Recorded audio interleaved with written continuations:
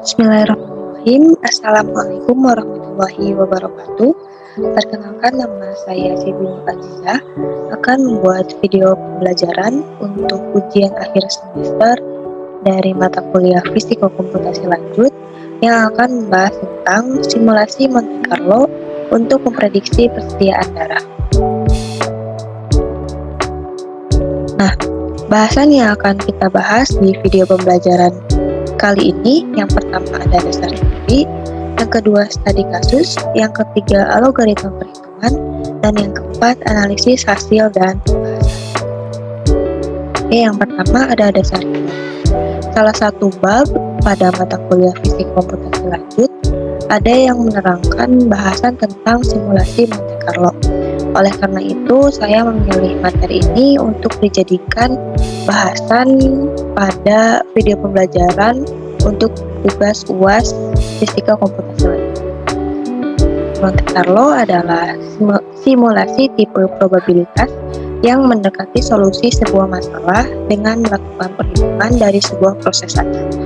Metode ini merupakan pendekatan khusus yang sangat berguna untuk mensimulasikan situasi yang mengandung resiko, sehingga diperoleh jawaban-jawaban perkiraan yang tidak dapat diperoleh dari penelitian-penelitian secara fisik atau dari penggunaan analisis matematika.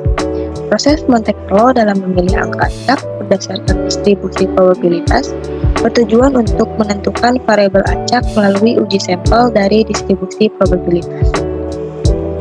Nah, artikel yang saya ambil itu menjelaskan tentang simulasi Monte Carlo terhadap persediaan darah. Nah, latar belakangnya, prediksi terhadap persediaan darah sangat diperlukan untuk mengatasi permasalahan terkait stok darah dan banyaknya permintaan darah. Prediksi diharapkan dapat memperkecil adanya kelebihan dan kekurangan stok darah. Penerapan prediksi sebagai salah satu upaya mengontrol persediaan darah dinilai penting. Hal itu diperlukan untuk meminimalkan jumlah pemesanan dan penyimpanan darah yang harus ditanggung oleh PMI. Nah, yang kedua ada studi kasus. Jadi untuk studi kasus ini saya ambil dari artikel. Artikel tersebut menerangkan bahwa ada data persediaan darah pada tahun 2018 akan digunakan untuk memprediksi jumlah persediaan darah di tahun 2019. Nah, nanti hasil akhir simulasi data 2018 dibandingkan dengan data real persediaan pada tahun 2019.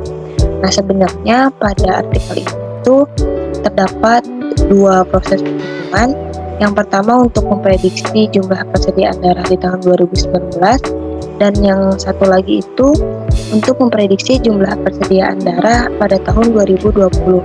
Namun karena keterbatasan untuk membuat slide PPT yang diharuskan berjumlah 10 slide, maka saya hanya akan menampilkan proses perhitungan untuk memprediksi jumlah persediaan darah di tahun 2019, karena nanti hasilnya akan dibandingkan dengan data realnya gitu. Jadi sehingga keberhasilan untuk simulasi Monte Carlo ini dapat terlihat. Oke. Nah, di sini untuk data itu ada dua tabel. Di sini ada data persediaan darah di tahun 2018, dan tabel yang kedua itu data persediaan darah pada tahun 2019. Ini data realnya. Ini data persediaan darah tahun 2018 yang akan kita gunakan untuk memprediksi jumlah persediaan darah di tahun 2019. Oke. Nah, di sini akan ada algoritma proses penelitian dan proses perhitungannya itu sendiri. Di sini ada algoritma proses penelitian. Yang pertama identifikasi masalah, dan masalah yang kita munculkan di sini adalah terkait persediaan darah. Kemudian menentukan tujuannya. Untuk tujuannya sendiri ini untuk memprediksi gitu di tahun-tahun berikutnya agar stok darah itu tidak kekurangan atau bahkan kelebihan sehingga tidak terpakai. Kemudian ada mempelajari literatur, karena di sini kita memprediksi jumlah persediaan darah yang artinya itu bisa menimbulkan resiko ketika prediksinya itu salah, sehingga kita harus memperbanyak literatur mengenai materi metode Monte Carlo. Kemudian ada pengumpulan data. Nah, data yang digunakan pada artikel kali ini itu data dari PMI terkait persediaan darah. Kemudian analisa sistem, dan selanjutnya adalah mengolah data dengan simulasi Monte Carlo. Kemudian perancangan sistem, kemudian implementasi, dan yang terakhir ada pengujian hasil. Nah, di sini ada algoritma proses perhitungannya itu sendiri. Algoritma untuk mengolah data dengan simulasi Monte Carlo. Yang pertama, menentukan distribusi probabilitas. Yang kedua, menetapkan distribusi kumulatif. Yang ketiga, menetapkan angka random atau angka acak. Yang keempat, membangkitkan angka acak. Dan yang terakhir itu melakukan percobaan simulasi Monte Carlo itu sendiri. Nah, untuk algoritma proses perhitungan ini akan lebih rinci dijelaskan pada slide-slide berikutnya. Oke, yang pertama yang akan kita bahas dari algoritma proses perhitungan yaitu menentukan distribusi probabilitas. Nah, di sini kita harus menentukan peluang dari setiap bulan tentunya dari data pada tahun 2018 untuk ke step-step selanjutnya. Nah, yang pertama menentukan distribusi probabilitas. Di sini ada rumus A sama dengan M per I. A-nya sendiri adalah probabilitas atau peluang, M-nya adalah frekuensi, dan I-nya itu sama dengan jumlah atau jumlah total. Nah, di sini menghitung nilai probabilitas data produksi darah pada tahun 2018 berdasarkan data yang ada pada tabel. Di sini kita simbolkan, kan di sini ada 12 bulan atau ada 12 data, maka kita harus membuat dari A1 sampai dengan A12. Oke, kita hitung A1 terlebih dahulu. A1, karena di sini yang pertama kita akan menentukan probabilitas A1, maka M-nya adalah frekuensi. Nah, frekuensi pada bulan Januari atau A1 ini adalah 6.830. Kemudian dibagi dengan jumlah totalnya yaitu 101.840. Dan hasilnya adalah 0,067. Kemudian A2, pada bulan Februari frekuensi persediaan darah yaitu 8.163 dibagi jumlah totalnya 101.840, maka hasilnya 0,080. Nah, begitu pun dengan bulan-bulan selanjutnya.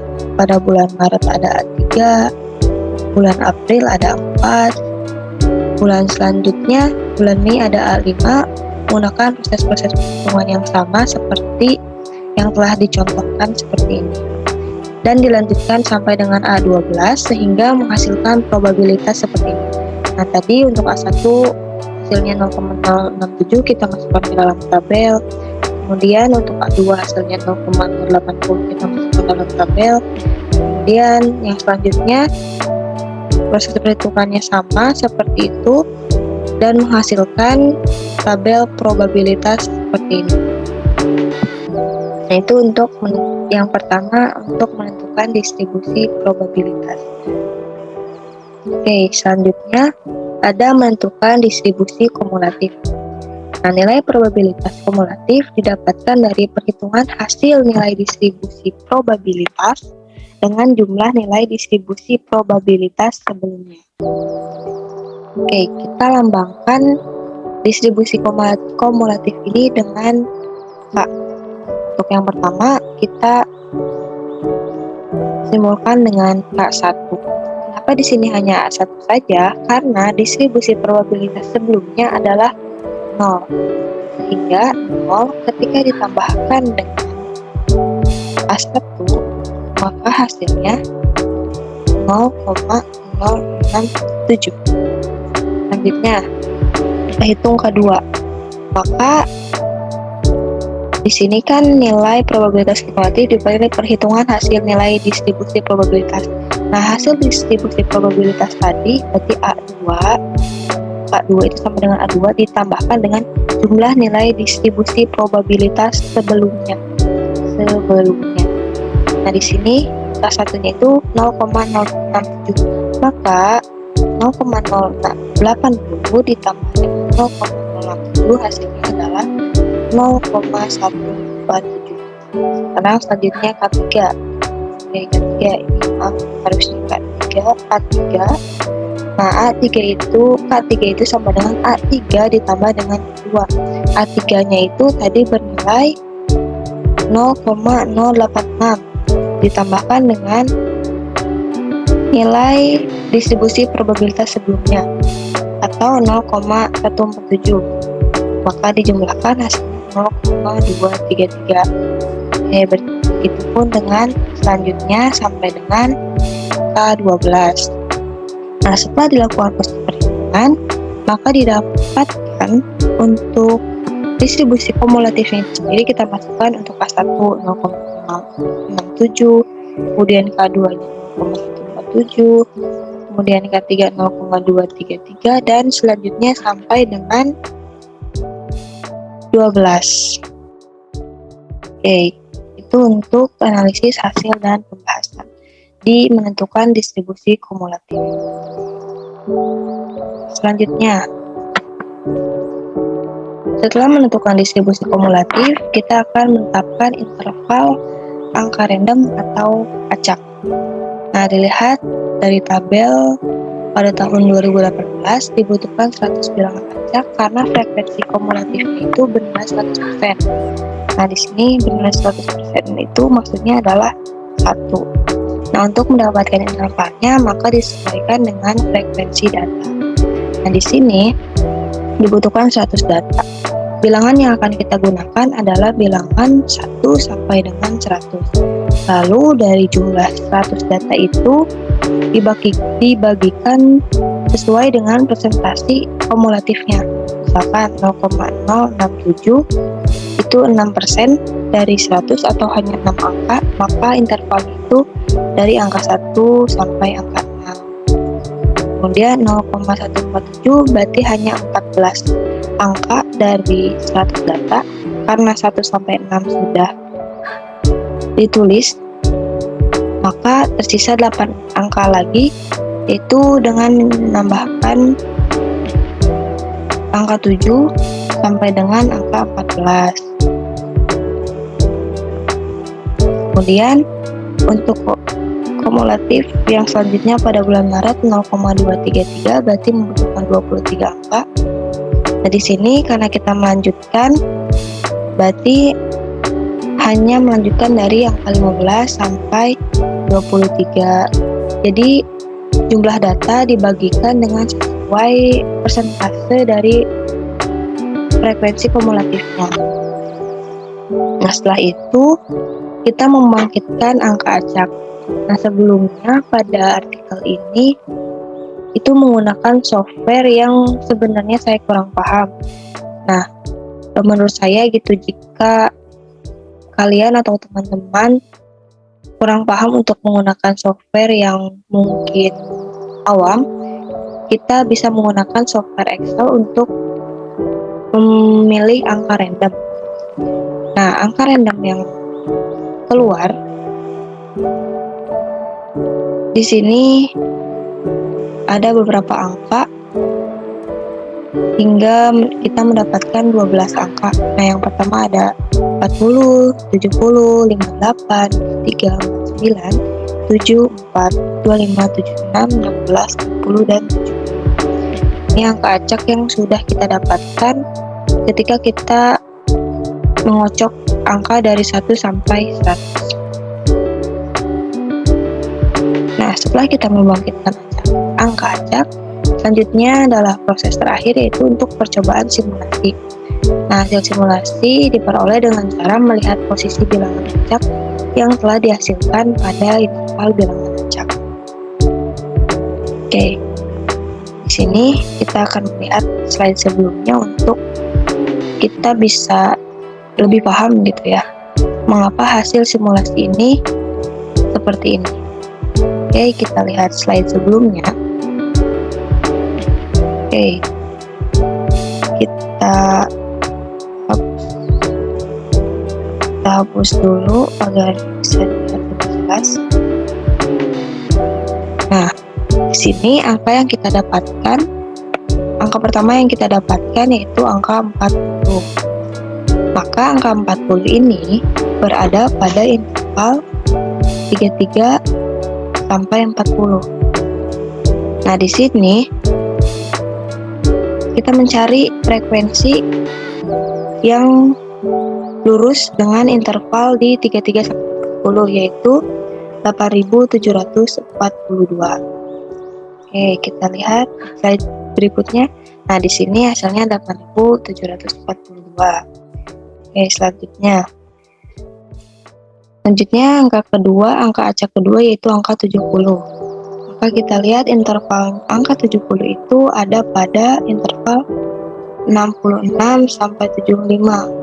Lalu kita lihat lagi frekuensinya yaitu sebesar 10.351. Nah, 10.351. Oke, selanjutnya kita coba lagi. Angka acak yang ketiga yaitu nilainya 58. Kita cari 58 itu ada di sini di bulan Agustus 57 sampai 65. Nah, di sini frekuensinya adalah 9.375. Kita lihat ini nilainya 9.375. Nah, begitupun dengan angka-angka selanjutnya. Jadi angka acaknya itu kita lihat, lalu kita bandingkan dengan frekuensi pada data. Setelah itu kita masukkan ke dalam hasil simulasi. Nah, untuk menguji coba keberhasilan simulasi Monte Carlo ini, kita bandingkan antara hasil simulasi dengan data real.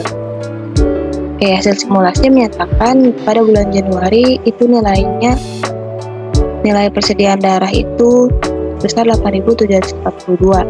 Sedangkan pada data real di tahun 2019 persediaan darah itu sebanyak 7.360. Maka nilai akurasinya itu 84,19%. Selanjutnya pada bulan Februari, hasil simulasinya menyatakan bahwa persediaan darah itu berjumlah 10.351, sedangkan pada data realnya itu sebanyak 8.258 dan akurasinya itu 79,78%. Nah, begitupun dengan selanjutnya, bulan-bulan selanjutnya kita bandingkan lalu kita akurasikan sehingga dapat terlihat perbandingan antara data hasil simulasi dan data real. Nah, di sini kita lihat pada hasil simulasi jumlah persediaan darah yang diperkirakan adalah 103.080. Bahkan data real itu menyatakan bahwa persediaan darah pada tahun 2019 itu 99.172. Nah, dari jumlah kedua data ini, maka ketika dibandingkan, nilai akurasinya itu sebesar 96,21%. Ini sudah sangat cukup besar ketika kita akan memprediksi suatu masalah. Nah, hasil prediksi simulasi persediaan darah pada bulan Januari sampai dengan bulan Desember pada tahun 2018 diperoleh sebanyak 103.080 kantong dengan tingkat akurasi sebesar 96,21%. Nah, kesimpulannya, dari rangkaian langkah-langkah penyelesaian dengan metode Monte Carlo menjelaskan hasil prediksi persediaan darah pada bulan Januari sampai dengan bulan Desember di tahun 2018 didapatkan tingkat akurasi sebesar 96,21%, sehingga dapat diambil kesimpulan metode Monte Carlo mampu membantu dalam pengambilan keputusan untuk memprediksi persediaan darah di masa yang akan datang. Nah, simulasi Monte Carlo pada persediaan darah itu hanya salah satu saja. Sebenarnya simulasi ini tuh bisa digunakan untuk masalah-masalah lain, seperti untuk memprediksi jumlah lonjakan penumpang pada saat arus mudik, atau jumlah persediaan barang di toko gitu. Intinya, metode Monte Carlo ini sangat berguna bagi kita yang akan memprediksi sesuatu di masa yang akan datang. Baik, terima kasih. Sekian dari saya. Assalamualaikum warahmatullahi wabarakatuh.